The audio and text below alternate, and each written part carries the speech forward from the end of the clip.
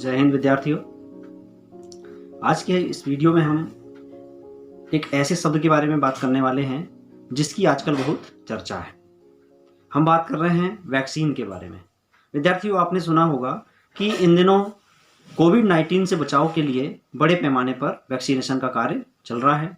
कोविड-19 यानी कोरोना महामारी, इस विश्वव्यापी महामारी के कारण लाखों लोग पूरे विश्व में असामयिक रूप से काल कवलित हो गए और इसके लिए अलग अलग देशों में वैक्सीन बनाने का कार्य प्रारंभ किया गया।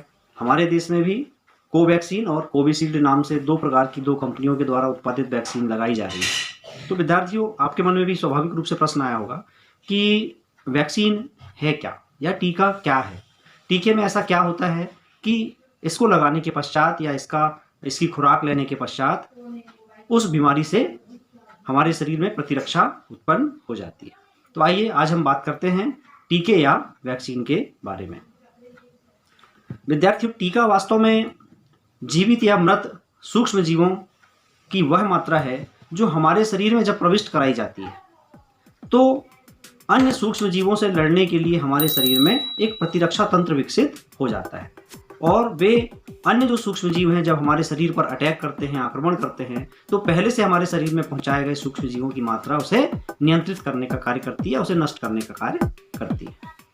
तो सबसे पहले जो वैक्सीनेशन है या वैक्सीन की जो शुरुआत हुई और या उसकी खोज की गई वो थे एडवर्ड जेनर। एडवर्ड जेनर ने चेचक के टीके की खोज की थी और इसकी खोज ऐसे हुई कि उस समय जो ग्वाले हुआ करते थे, जो गाय पालते थे और गाय को धोने का काम किया करते थे, तो गायों के थनों में कभी कभी चेचक के दाने के समान हो जाया करते थे, जिन्हें हम गायों का चेचक कह सकते हैं। और जब ग्वाले गाय को धोआ करते थे तो उनके हाथों में उन फफोलों से निकला हुआ जो रस है या जो सूक्ष्म जीव है उनके हाथों में लग जाते थे और किसी तरह भोजन इत्यादि के माध्यम से उनके ग्वालों के शरीर में प्रवेश कर जाते थे। तो एडवर्ड जेनर ने यह देखा कि जिन ग्वालों के द्वारा इस तरह की गायों को दोहा गया है उनको चेचक की बीमारी नहीं हुई या उनके शरीर में चेचक से प्रतिरक्षा विकसित हो गई।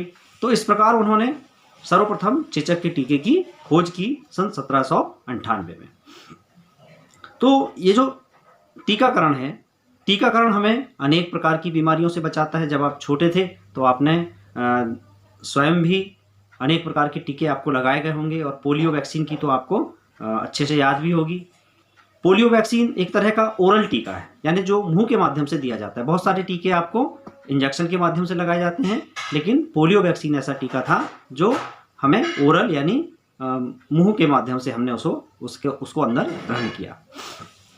इसके अलावा अन्य अनेक बीमारियां हैं जिसके लिए टीके लगाए जाते हैं, जैसे बच्चों को खसरे का टीका लगता है, डिप्थीरिया का टीका लगता है, टिटनेस का टीका लगता है। इस तरह पहले हैजा, टीबी, चेचक आदि बीमारियों के टीके लगाए जाते थे। तो टीके लगाने से क्या होता है कि उस बीमारी के प्रति हमारा शरीर पूरी तरह से सुरक्षित हो जाता है और भविष्य में कभी भी वह बीमारी उस व्यक्ति को नहीं होती जिसे टीका लगाया गया है। तो इस प्रकार हमने देखा कि किस तरह से टीके जो है हमारे शरीर में एक प्रतिरक्षा तंत्र विकसित कर देते हैं, जिसके कारण हमारा शरीर उन सूक्ष्म जीवों से लड़ने में सक्षम हो जाता है तथा वे रोग कारक हमारे शरीर में कभी भी रोग उत्पन्न नहीं कर पाते हैं। तो विद्यार्थियों, आज के इस वीडियो में इतना ही।